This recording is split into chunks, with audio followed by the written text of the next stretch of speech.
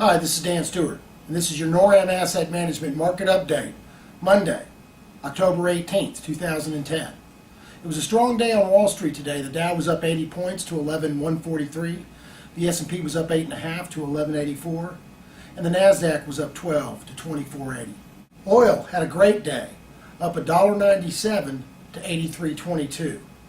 That's about 2.25%. Gold was up 10 cents to 13.71, relatively unchanged.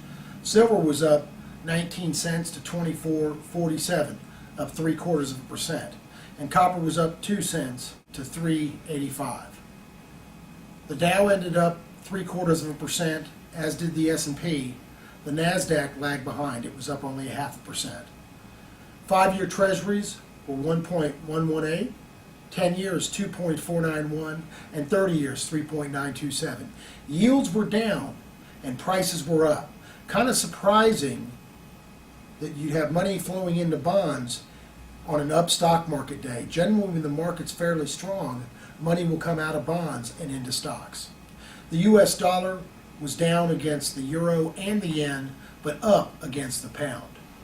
The markets turned stronger on a strong earnings reports by Citibank, surprising to the upside by 27%.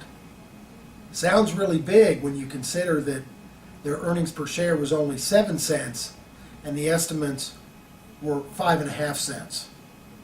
Remember, just a few years ago, Citibank's earnings per share were much bigger. Also, there was a positive housing sentiment indicator. The National Association of Homebuilders became more optimistic than the previous 4 months. I'm not quite sure I'm seeing what they're saying. I'm not all that optimistic about housing just yet.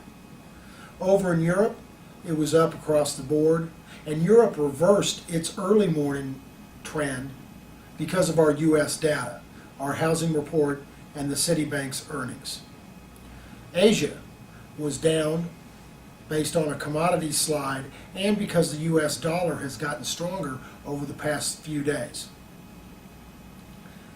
One question that you may want to ask and be aware of: a lot of investors and people around the world are concerned that there may be asset bubbles forming in emerging markets.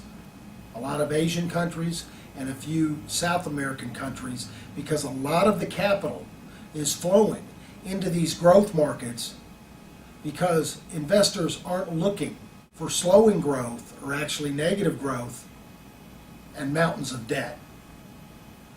A lot of people are becoming afraid of the industrialized nations and how much debt they have. That doesn't mean the emerging markets may be the best place to go. It may be too late, it may not. You just got to be aware, because money has been pouring in and they've already had some large run-up in prices. One way to play it: go for the commodities themselves rather than the location or the country. Just a thought. This has been Dan Stewart for your NORAM Asset Management Market Update, Monday, October 18th, 2010.